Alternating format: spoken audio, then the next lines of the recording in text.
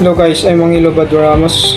For today's lecture, we'll be talking about Rule 11 under the PNP operational procedure in this particular topic.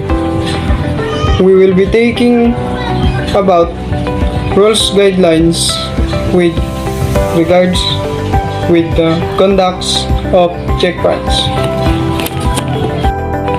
Authority to establish checkpoints.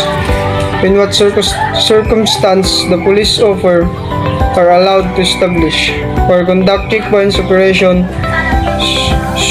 So we have here on this slide that I'm presenting there was the PNP operational manual in the states that checkpoint and physically conduct in order to enforce laws or orders and other regulation so as a part of a law enforcement function of the PNP organization. They have responsibility to keep the peace in order of the locality, so with that they conduct of checkpoints of sometimes needed in order to ensure that all the laws and regulations that communities had inactive or government inactive has always being obeyed by the members of the community. Let's proceed. The next topic which is the composition of the checkpoint team. Who have we here the question in the conduct of checkpoint? Who shall be person who involved in manning in the checkpoint? We have here at least 7 individuals' responsibilities that PNP offer shall be adopting in the conduct of checkpoint. The first one is, of course, the team leader. Team leader is involved in the overall supervision of the checkpoint, and of course, being a team leader, he must at least be at the rank of police inspector and above, so that is the minimum qualifications of the team leader in a specific checkpoint. We have spotter. What is spotter will do? Spotter is a PNP personnel who will paint a point of or profiles suspected vehicle object for checkpoint. So you will be one of identify the vehicles needed to be flagged down or checkpoint.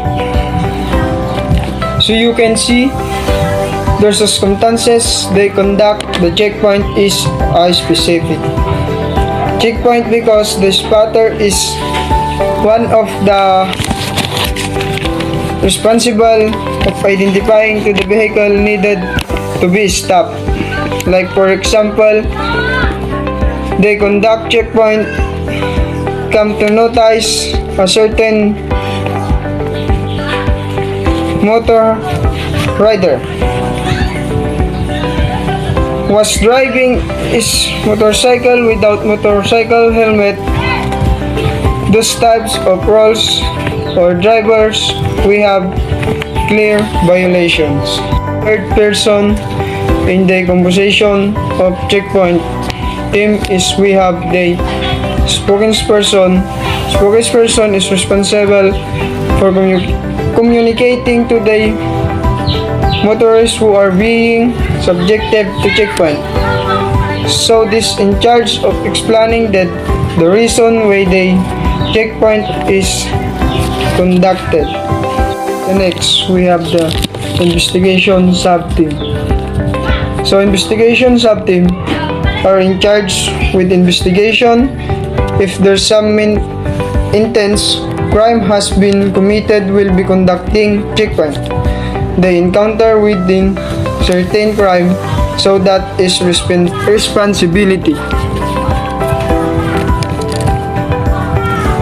The investigation subteam, other responsibility investigation subteam is with regards to documentation, so everything that may transfer in the checkpoint must be properly documented. For example, during the conduct of properly they act legal firearms, who pass legal drugs and the illegal substance, so on. Number 5, when who have the search arresting subteam. So what is responsibility of the research arresting subteam? Of course, searching for the belongings of that person who was arrested, so they in charge for that. Number 6, the security subteam. They may personnels involved in provide in security for the personnel you are conducting checkpoints. Number 7, lastly, we have blocking pursuing subteam. So in a certain checkpoint, they must involve blocking with their individuals to try to flee from the checkpoint, or so those motorists to try to conduct checkpoint because what you think that a reason person try to checkpoint, so this concern those in cases must be in charge in going up those individual because they must likely these are the person interest regards to the conduct of checkpoints. Guidelines. So let's proceed. The next topic is the guidelines. These guidelines is a general guidelines that must be followed in the conduct of checkpoint. A mobile checkpoints is conducted when it's related to a certain operation. That two classification that in discuss is related also to this matter when we talk about police operation.